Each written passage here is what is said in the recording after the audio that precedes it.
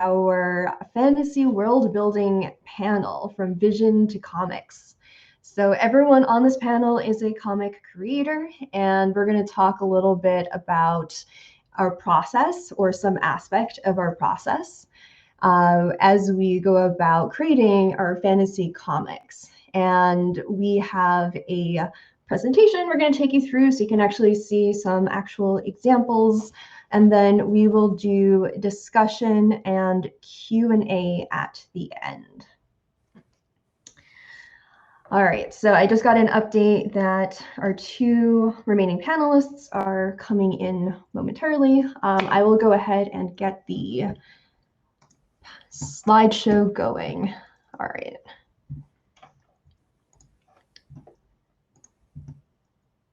Oh, let me share my screen.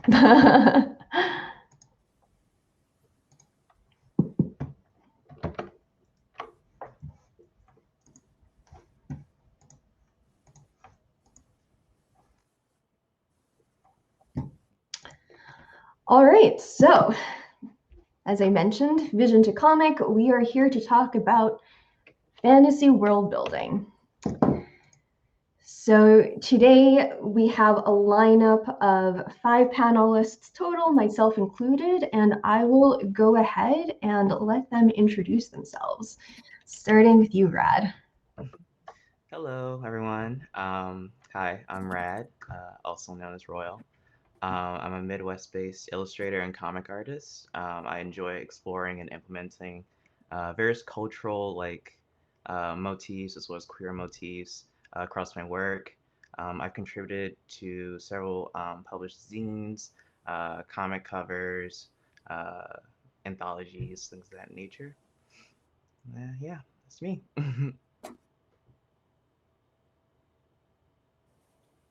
All right, I'll go next. I'm Nika. I am an indie comic creator based out of Virginia.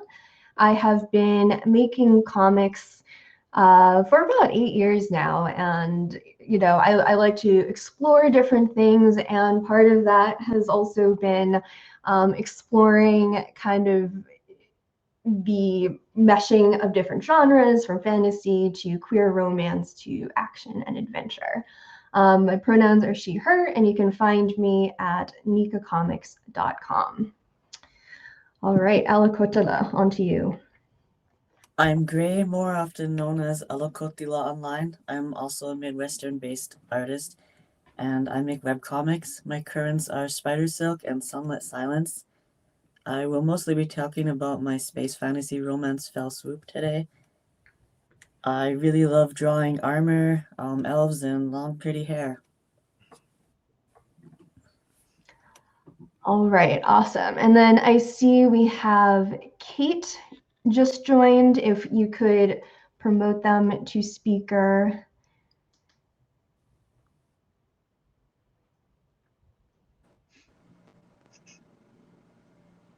Hi, Cait. Welcome. Here we are. Hi. Hello? Welcome, welcome. Can you see us okay?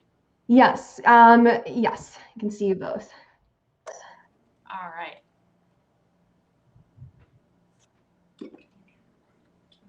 Trevor, you might need to lean in a little closer.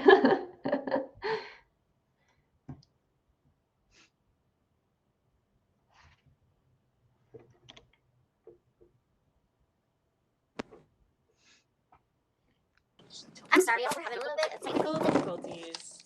Nice if we could see our camera. Yeah, we can't see our camera. Oh, wow.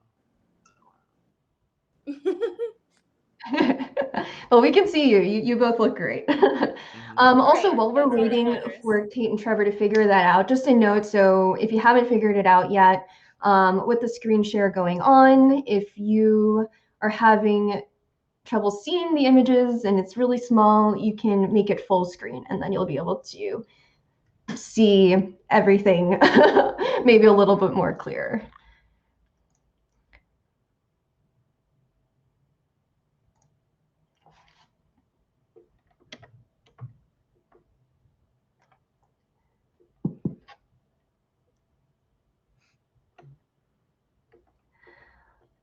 All right, so Cait and Trevor, we're gonna skip your intros and come back to you when we get to your section. I will move on to the next piece. So as I mentioned, everybody here has their own comic, and each one of us has chosen a very specific aspect that we are going to delve into. So we will start with Rad. So Rad, go ahead and take it away. All right. Today I'll be talking about world building through fashion design.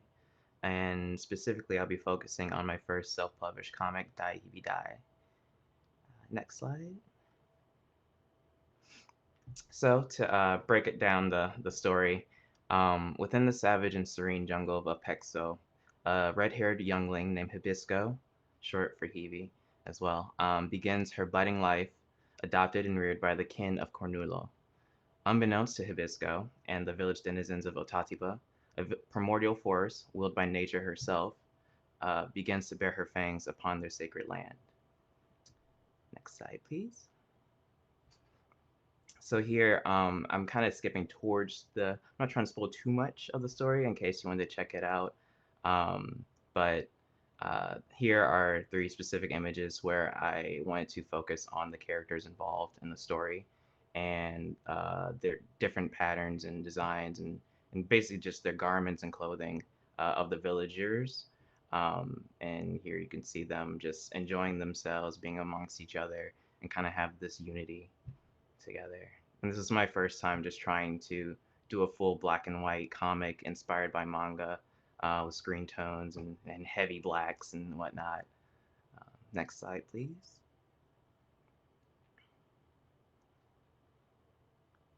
So influence-wise, as I previously mentioned in my intro, I like to explore and learn about a lot of different cultures and implement them into my stories. Um, both to gain a deeper appreciation for just our world in general. Um, uh-oh. But yeah, also just see what I can push and introduce and kind of create um, within my own stories. So the dashiki from African culture is what I wanted to implement for the tunic incorporation of the fashion in my characters. The sari from Indian culture is the sash that I wanted to incorporate. The keikogi or the gi from Japanese culture is the uniform or martial art that I wanted to implement. Some of the villagers actually practice a specific folk wrestling, and tiny little spoiler, but um, the main character will actually go through various stages in her life, Hebe, performing different professions such as like herbal, um, learning how to make herbal remedies and stuff from her adoptive mother, who is like the village doctor in the sense, and then she'll go on to assume training and learn to fight and everything. So, and lastly, the hanbok from Korean culture, I wanted to have that flowing dress incorporated into the style of their clothing. Next slide, please. Pattern design wise, I actually took a class back when I was in art school on designing like patterns and textiles. And what I wanted to have for the story is a unifying, uh, I guess, icon being the triangle. And in a lot of different like cultures or like even in literature sense, the triangle symbolizes and represents perfectness, unity, and importance. And this translates to the overarching themes of the story of family and the narrative portrayal of the African proverb, "It takes a village to raise a child." So a lot of the villagers all sport um, the triangles almost like a family crest in the sense that you would see in like Japanese culture, where like certain symbols kind of iconographize each family's name. Next slide, please. And here is I guess, FlameCon exclusive debut of the new logo of the story, as well as updated and even pushed further designs of the characters' clothing. I will say that the clothing of your characters defines several key elements of your cast, such as the period setting of the world they live in, the cultural identity they were born or adopted into, as well as their inner and outward self-identity, personality, and expressions they exude of how they dress themselves. For DHD, I aim to capture an almost timeless yet tribal styling for the villagers and their attire, pulling from traditional and cultural backgrounds um, that were basically inspired by the native animals of their respective regions. So I have like antelopes and gazelles from like Africa, water buffalo from South Asia, things of that nature. So I wanted to both like I guess double dip in the influence of their like cultural like native inhabitants. To quote from my mom, actually, she very much believed that had I not pursued the livelihood of being a comic artist, she definitely would have seen me become a fashion designer. And I took deep, like, I guess, appreciation for that comment, like just having a deep appreciation for what fashion and traditional customs do for each culture and the meanings behind them. Um, how much am I doing on time, Nika? You're doing good. Okay. Anything else, or should I move on to the next Oh slide? yeah, I got a few more. I guess to dive a little bit deeper, the relationships between your characters can also be defined through their clothing, such as, for example, Hibisco and her adoptive mother, Lo, which is like the tallest figure. Um, she's based off a Geranuk antelope, so she has a long neck. Um, but their relationship is kind of, and their fashion styles and patterns is kind of in a sense of a way a mother would dress her daughter in a similar fashion. Um, for Nanu and Boss, the smaller red child, which is a African buffalo, African Asian water buffalo, and then his father, who is the actual leader of the village. He kind of dresses after his father in a way like a son would dress in admiration of his father. For Mado and Okwa are the twins next to HIBI. They're based on the animal Dik-Diks.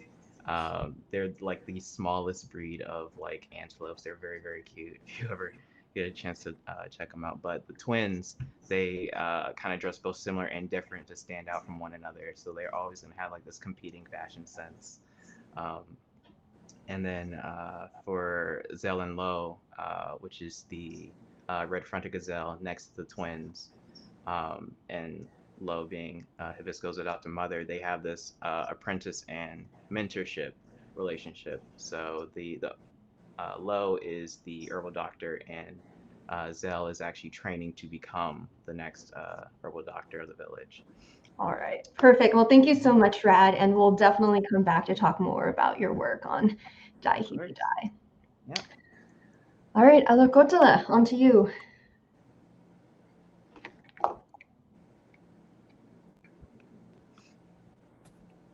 All right, as I said, I'll be talking about Swoop, which is my space fantasy romance. In particular, a little bit about how I designed the aliens and the armor. Next. Some of my favorite places of inspiration are deep sea creatures. I like to look up very vague search terms like strange fish or cool plants, and I get introduced to a lot of unusual things. I just pick what catches my eye and go. For these characters, they're based on anglerfish, quite obviously, and sea slugs. Most of this is aesthetic choices, some of it is functional. I do like to consider why the animals look the way they do, what kind of environments they live in, and just how they came to look as they do. Next slide. These aliens started out with, I knew that they needed to have horns, and I started looking at beetles. You can see the character design in the center and the finished page on the right that she shows up in. But the more I looked at beetles, and when you're looking at small creatures or microscopic creatures, you really want to get good, clear images so you can see details of them. And I started noticing beetles had some sort of fuzzy look about them. That one on the bottom has some kind of gold hair. So I thought that these aliens should have manes. The spider she has is quite literally a giant jumping spider, just a lot fluffier. I really love spiders. I think they're fascinating and they're cute, but I also know that most people may have a bit of a phobia, so I really worked hard to make them cute, and they also have mannerisms from my cat. Next slide. I just wanted to show a few more aliens real quick because you don't always have to be inspired by animals. The top left one is quite literally a ornamental kale flipped upside down. And I added some sea slug influence into that because I really love sea slugs. If you haven't ever looked into them, please do. They're incredible. There's a huge variety. They're so colorful and pretty. And the second one, I had seen I think it's a Dumbo octopus, just came across my dash one day and I just stored it in the back of my head to think about it later. And baby manta rays are so goofy looking from the underside. So I kind of combined these two things into these massive, like 12-foot tall aliens. And I think there's a bit of sea slug in them too. And then on the right, well, a lot of birds went into this. I was thinking about dinosaurs, birds, lizards, possibly llamas too. It has a long neck. It's been a while since I created these guys, but really mostly birds. I wanted aliens that were really unusual from each other or different from each other in terms of color, shape, and I don't really see a whole lot of fluffy or feathered aliens, so I really wanted to do that. Next slide. And now I'm going to talk about the armor a little. I have a degree in fashion design, so I'm really interested in how clothing works and its function, but also clothes don't really have to be functional to me to be interesting. So on the left, I have some sketches of the armor. Some of them were made without really thinking about anything specific. Others I was looking at references. Some of the things I look at for references of armor were what astronauts are wearing now, as well as things like dirt bike armor, really old deep sea diving suits, what pilots wear, high altitude suits. And then I looked at what a lot of my favorite sci-fi fantasy and space fantasy characters were wearing. And another good place to look is fashion, what advances are happening in fashion. For example, shoes that like tie themselves. So I thought there might be some sort of smart fabric going on. Then out of those sketches on the left, I took the three I liked the best at the top and colored in what I liked about them and tried to reimagine them into a single outfit. Here I want to admit that I first gave him chaps because I thought it was kind of funny, but after I drew them, I unfortunately really loved it, so they stayed. His outfit changed a little bit once I started drawing it. I mean, once you start drawing a comic, things are going to change. You're drawing him over and over again for hundreds of pages. And also I changed the color of his hair, but it simplified just a little from my final to the end. Next slide. Same process for this guy, although he's not human, so I had different considerations for what his armor might look like. I like to think about how the armor needs to move, how the character moves, and what the armor has to do to accommodate that. I wanted his armor to be a little more ornamental. There's a lot more fabric elements to it. He has a charm at his neck in the final. And the thing on his back that looks like wings were actually sort of a smart fabric that wrap around to add extra armor. Although I'm fairly certain the fancy shape-shifting wings probably came from Gundam Wing. I really love Gundam Wing, so it's important to put in things that you love into your work.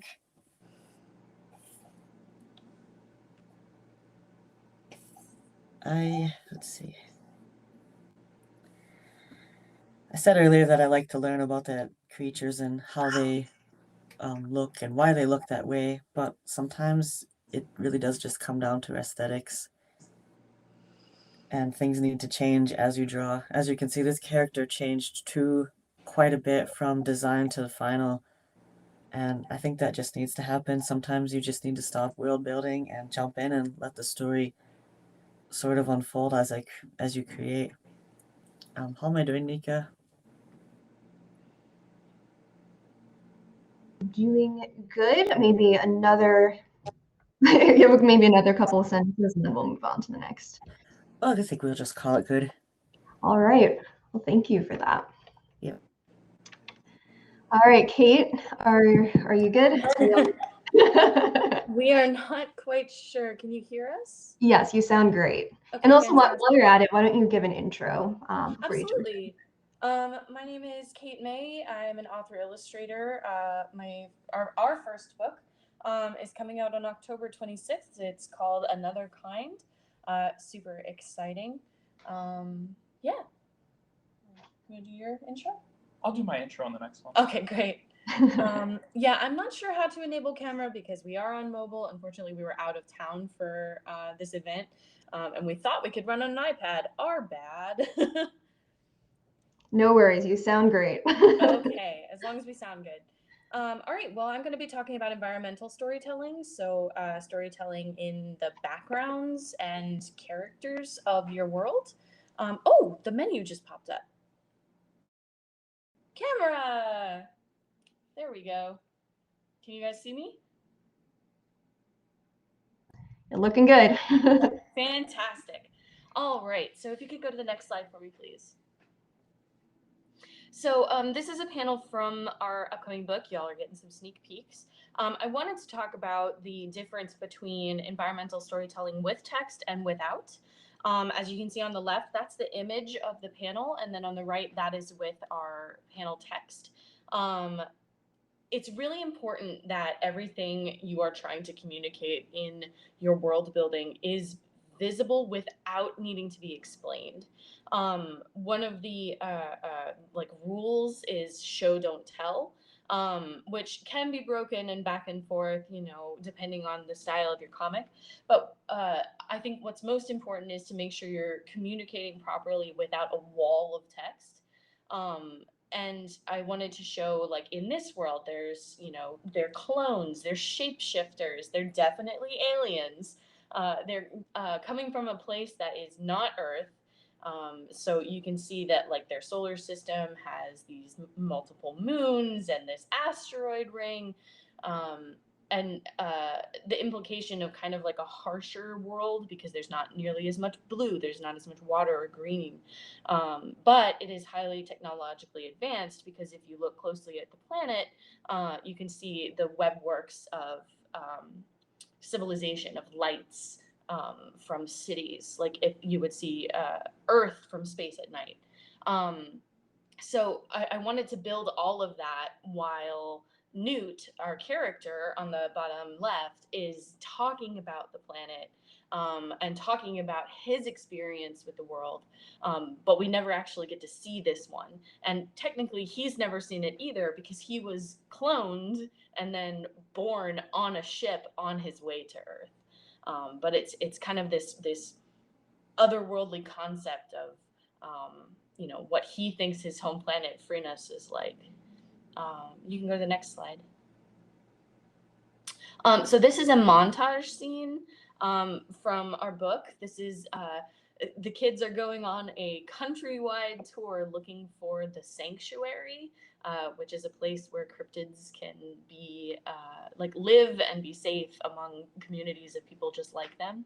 And so I wanted to show the way that cryptids in this world exist and are able to exist, but they're also hidden and kind of secondary from like normal life. So you can see that, you know, the chupacabras, they live kind of underground. They have these digs where, yeah, they could be spotted, but most of the time they're not going to be around normal humans. The Fresno nightcrawlers, they only come out at night.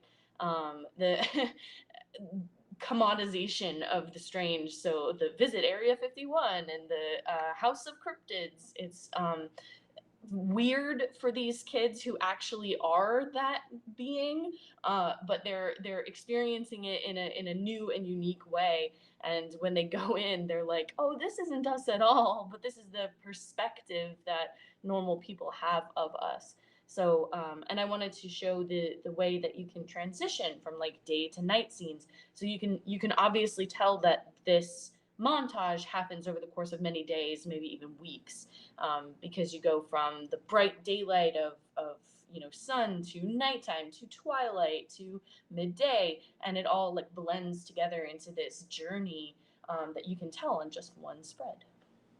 Next slide, please. So yes, this is when they go inside the House of Cryptids.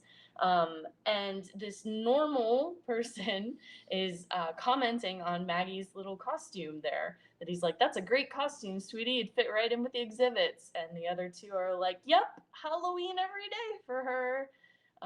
So they're doing their best to keep hidden while being very strange looking. Like Maggie, the best costume she can get is wrapping her head in a scarf.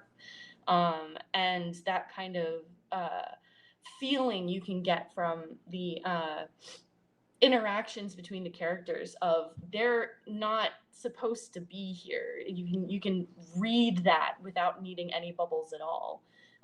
So that's really important for like your character work.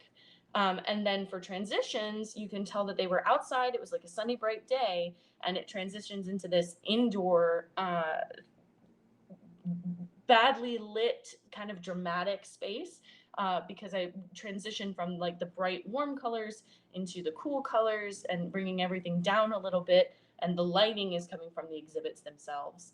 Also, Newt's little tail, he's very annoyed that this is the representation of his people. And more detailing, you can tell that this place is run down, that the wallpaper is peeling, there's water stains on the ceiling. The exhibits aren't exactly professional. That's a blow up alien. There's a lot of building that you can put into a world just based on like the little details that you hide in places. And it gives that mood at a glance, because the viewer is used to seeing things like, peeling wallpaper and stuff. You, the artist or author is paying attention to those details, you can definitely bring the mood all together for your environments. Next, please. That's it.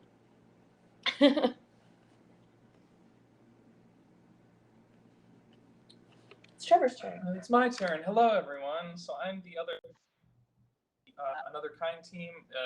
Another Kind is my first kind of full foray into writing for comics, and just kind of published storytelling. But what I wanted to talk to all of you about today is, one, it's a little sneak peek into our next book that will be coming out eventually, probably in 2023.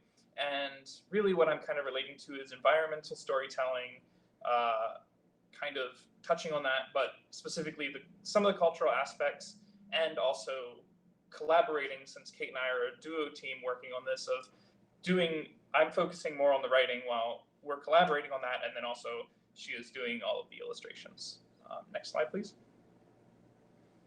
So this is kind of what I started with. Was I had a very basic concept of like all the fantasy, because we're kind of jumping into fantasy for our second book, the fantasy races of the world. And so what I really started with was ideas in my head and kind of plotting out these mood boards of like, okay, for each individual place, what are the people that would inhabit those places? What kind of environments would they be? And so I started with a mood board like this. And so for this, one of our fantasy groups is moth folks called the La Patera. And so I thought about, well, the moon, very colorful forest kind of shrines. They're a religious group, and so I went with some religious garb as well. And then when talking with Cait and showing her this, and go to the next slide. This is some concepts that we came up with. So one was just starting from the mood board that I created and then handing it off to Cait. And she made her own mood board from what I created, and then she created this spread of cast of characters that you can see there. So you can see kind of in the influence garb that represents that kind of religious order. They're very matriarchal, so you can see that there as well. If you go to the next slide, the color palette as well. So this is our goat people. They are a mountainous group. They originally were called the Daemons because they were very, as you can see here, very influenced by tieflings from D&D and other fantasy sources. But we wanted to go more goat-like, so we went with changing the name, and they're called the Dega now. But they are mountainous people. They live on top of a very rocky surface, plateaus, and what have you. And from that, then go to the next slide. You have the Dega mountain folks of one of our regions. And that's it for me.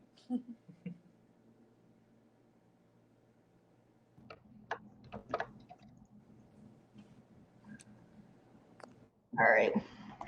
Thank you, Trevor, for that. And just to kind of wrap it up, I wanted to kind of hone in on something that Alakotila brought up about this idea of change, the fact that particularly if you are doing a webcomic or a webtoon where you kind of jump in head first, you don't do all of your thumbnails for the entire story at once.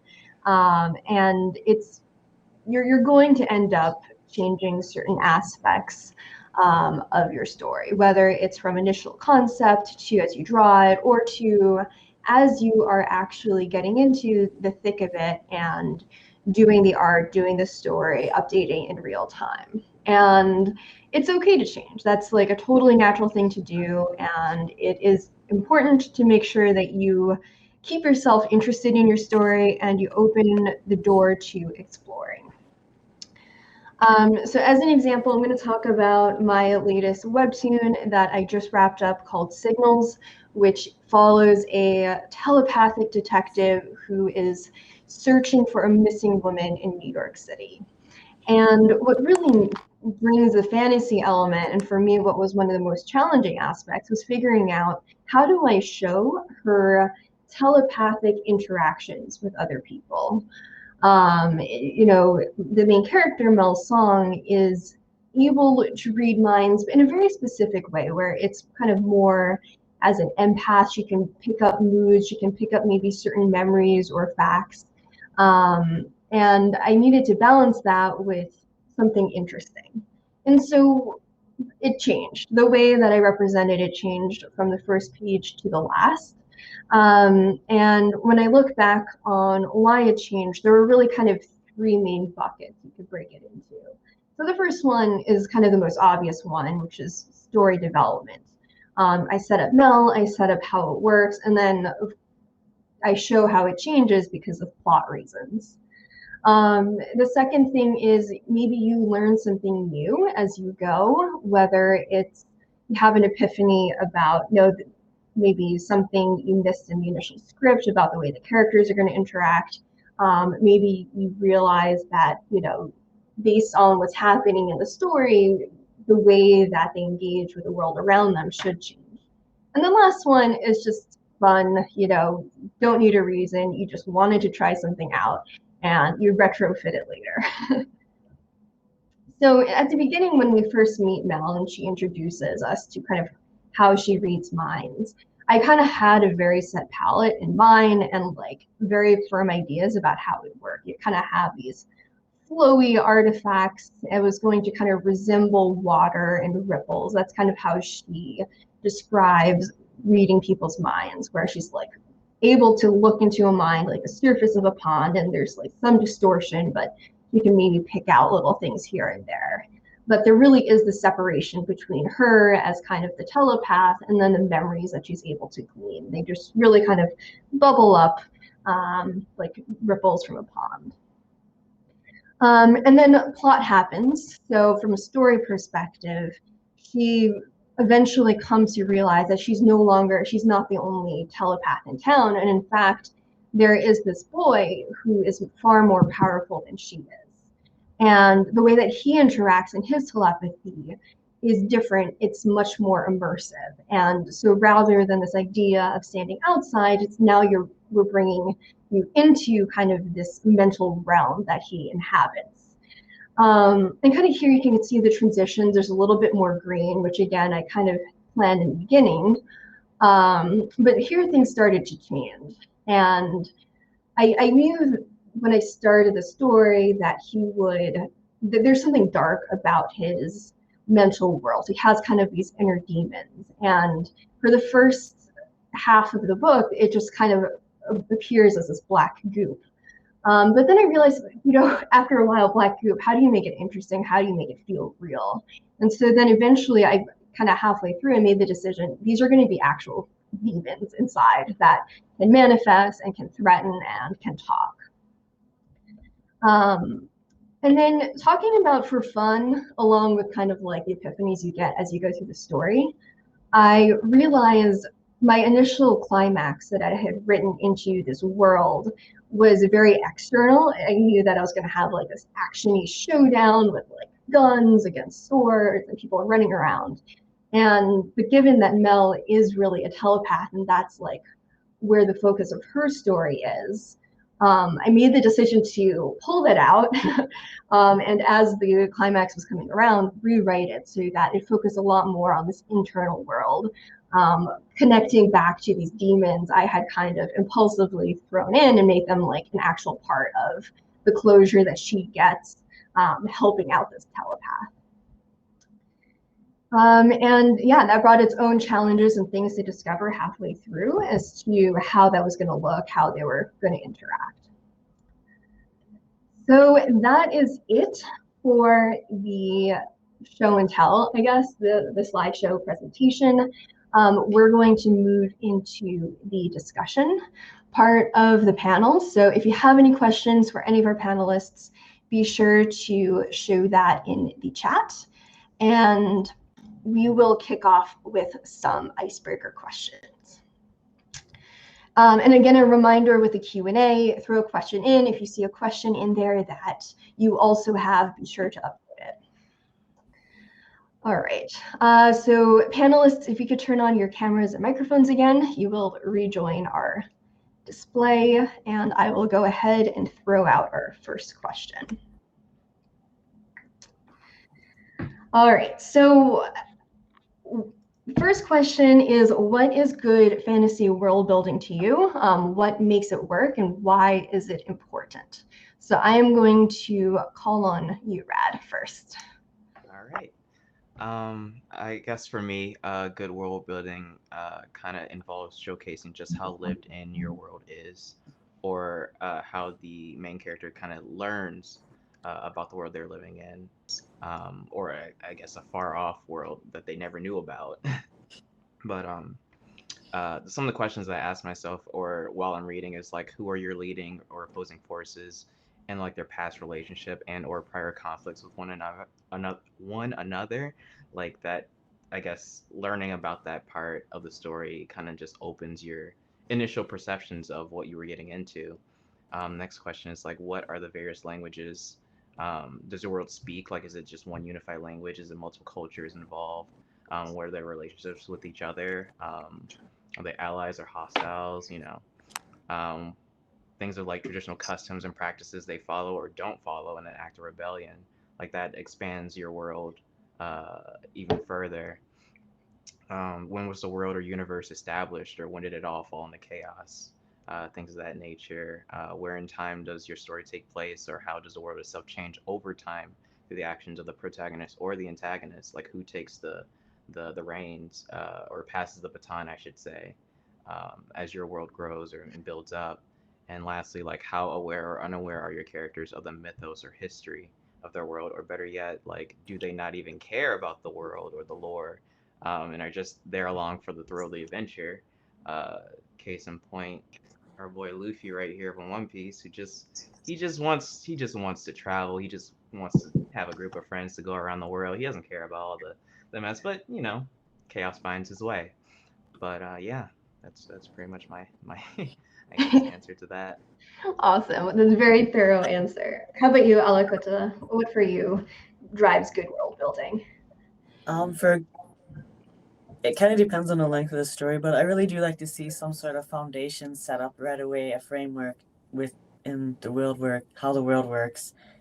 I don't really need a lot of information up front. I just want to see some hints about what's going on. And because we do comics, we can do a lot of this visually.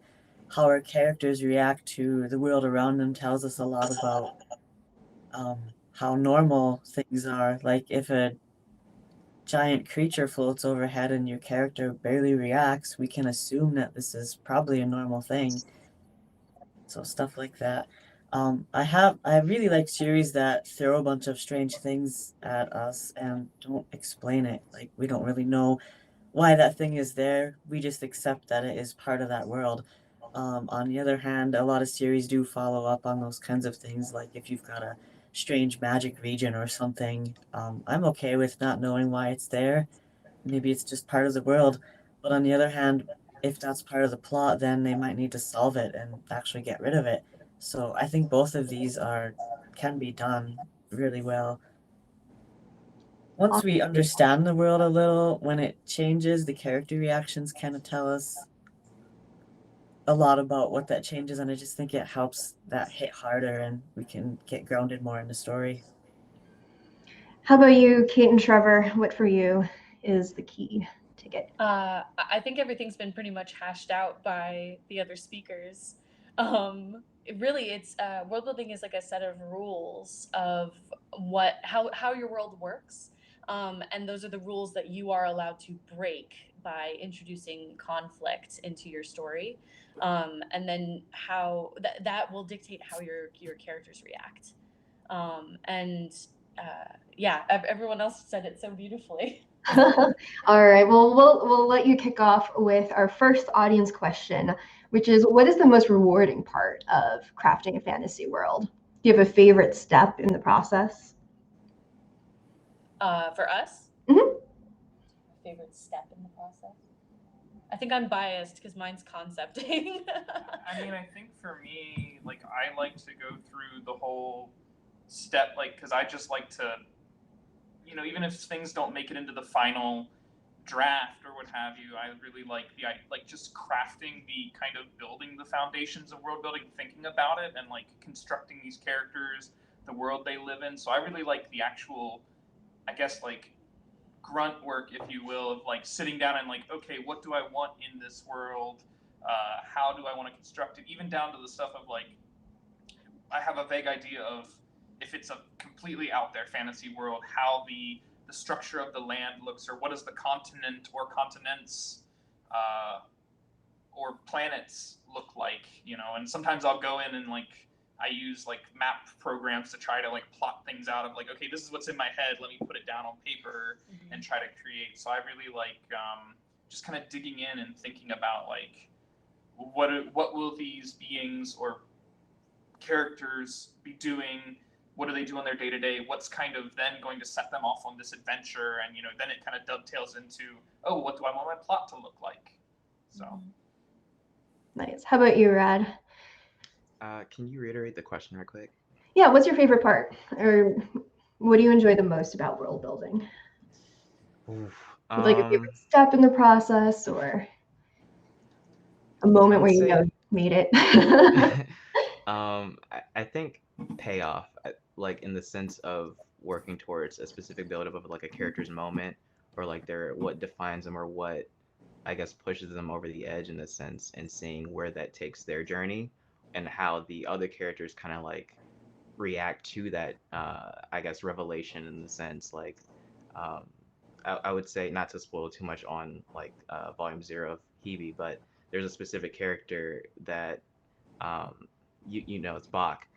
He kind of is the antagonistic force in the sense towards Hebe, in the sense the way he kind of alienates her, kind of looks at her like an omen in the sense. But over time, you start to see that the kids, they don't have that like perception of like, oh, she's kind of cool. Like I kind of want to be friends with her. So you kind of have that juxtaposition of generational gap and understanding And then over time, you will see that character kind of evolve and learn to like, accept the main character for who they are and stuff. So I think that is what I kind of like in terms of other stories. How about you, Alakotila? A few different things. For Spidersilk, my favorite thing was creating the thief network, how it works, and all of its many branches and arms, and how they keep it running for so long. I could probably write a book on it, so I won't say any more. For space fantasy, I really love landscapes, and I like concepting what the worlds look like and how the planets might look. And for romance, these are things I like to show visually. Rad was talking about payoff. So it's kind of like that, like very slowly throughout Fell Swoop, I warmed the color palette. And every time I showed those two characters sitting from a certain angle, the space between them got closer and closer. So I like to do that kind of thing for, I guess, world building and characters. Yeah, What about I you, remember Nika? following. Oh, sorry, what was that? I just said, what about you? Yes. But just a note on that, yeah, I loved your process behind Fell Swoop watching you take on color because, yeah, I guess kind of to that point, Alakotila and I both started experimenting with color around the same time. Spidersilk, which is their ongoing webcomic, is black and white. I had come out of Love Debut, which was very black and white manga style. And for me, it was not so much a choice as so much as a fear of color. And so similarly in developing signals, which I knew I wanted to be in full color, partly because I knew it was going to be published as a webtoon, and that kind of seems to be the thing that you have to do. I just experimented and I learned, and I kind of thought about how color can help tell a story and build a world and show changes. As kind of we've talked about with world building, it's really all about establishing those rules and then figuring out how you change them. And I've enjoyed kind of, I feel like, getting better and more familiar with the own world that I built through the use of color. All right, so another question from the audience that we have here. A lot of the natural world seems to be inspiring this fantasy and sci-fi. Do you have any documentaries that have inspired you artistically? Planet Earth. Planet Earth, Planet Yeah. Earth. Blue Planet. Yeah, A lot of Blue nature Planet. documentaries. Yeah. All the ones that explore the like deep dark sides of nature that you don't normally get to see in your everyday. That stuff is it's alien in its own way, even though it comes from our planet. So I feel like it's super easy to be inspired by the weird stuff that Planet Earth does. Say anything with David Attenborough. Yeah, David Yes. Attenborough. He's the MVP. How about you, Alakotila? You probably didn't watch a documentary for the cabbage inspiration. I But did not. Actually, about that, I worked in a produce department for many years and I really love it. So I wind up adding a bunch of like plant and produce inspiration somehow. That's funny. That's cool. Awesome. I love that it was so unexpected. When you see the character design, that's not like the first thing that comes to mind. But when you walked us through, it's like, oh yeah, I can see that. All right, so we've got one last question, more about the publishing process. So how did you decide how you wanted to publish your stories, as far as doing it online, as a webcomic, going the self-publishing route, Kickstarter, or doing traditional publishing? And for that, let's start with you, Alakotila. I've been making webcomics for a really, really long time. And I just like the freedom in them. So I did decide to self-publish. All of my comics have a completely queer cast. Every single character is queer in some way. I just wanted to see this in fantasy where it wasn't necessarily about talking about being queer. They just happen to exist, go on adventures, have romances, whatever. And all my characters are adults. They're all late 20s, mostly up into 30s. And it's not really something we're seeing with a lot of the graphic novels coming out now, which I love. I really love YA. It's just not really what I do. And I have kind of held back from traditional publishing, but again, I do like the freedom of self-publishing, and I've run a lot of Kickstarters.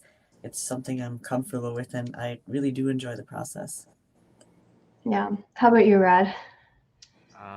I guess just to jump on the heels of like Alakotila, like talking about like queer, I guess representation through I guess a child's eye view. That's kind of what I wanted to uh, push for, I guess, with Hibi's story.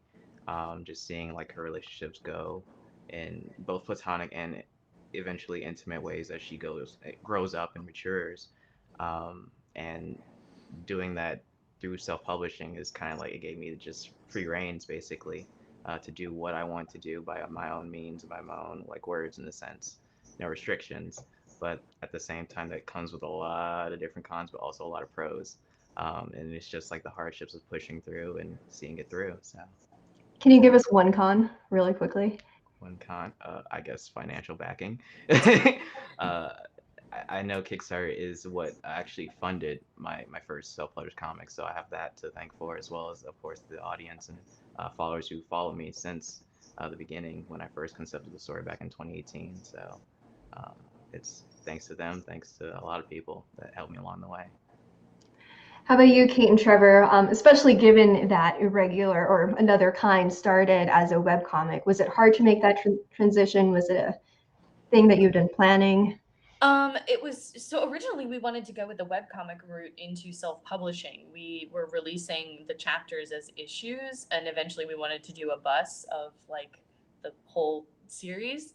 And we lucked out and found our absolutely wonderful agent, or well, they found us. Yeah. And At FlameCon, no at less. FlameCon, yeah. Yeah. And we decided to go the like publishing route, the pitching and working with editors and figuring everything out. It definitely was a transition. We obviously had a title change. The webcomic was originally Irregular, and it's been changed to Another Kind. We've had some character changes. We've had more eyes looking at our plot, and moving things around to, I don't want to say like make them more PC. That's too like wide of an umbrella to assign to that.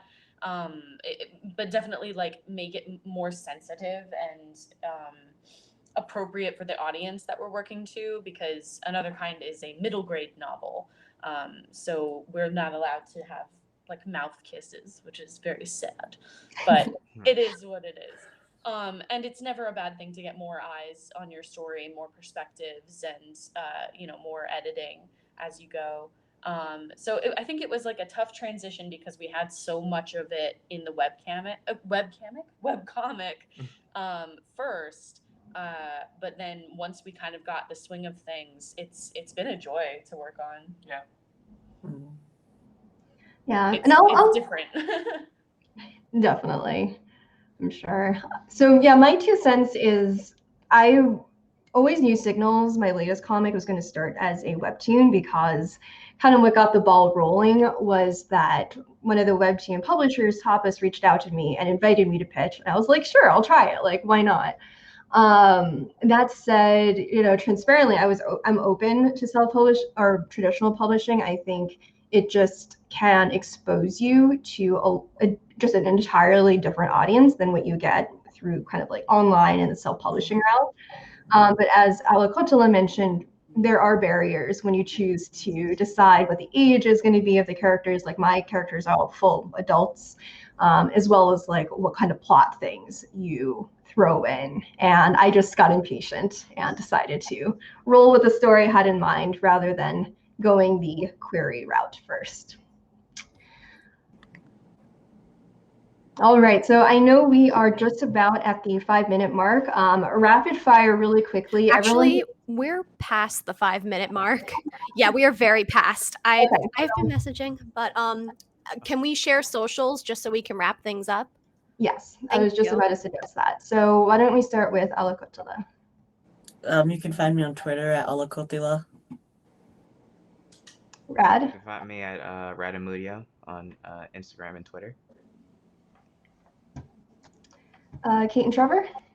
I am at Cait May Art, CaitMayart on Twitter, and Cait.may on Instagram. And All right. I'm at Trev Tells Tales on Twitter. All right, and you can find me at Nika Comics at twitter.com. And that's it. Woohoo! Sorry, I missed your Thank message. For your patience. Thank you, everybody, to who were here. If we could actually all just leave the room because we have to transition volunteers, so we can log out and do that. So again, everybody, please press the backspace button or click the hamburger button to get back into the exhibitor hall so you won't be kicked from the event.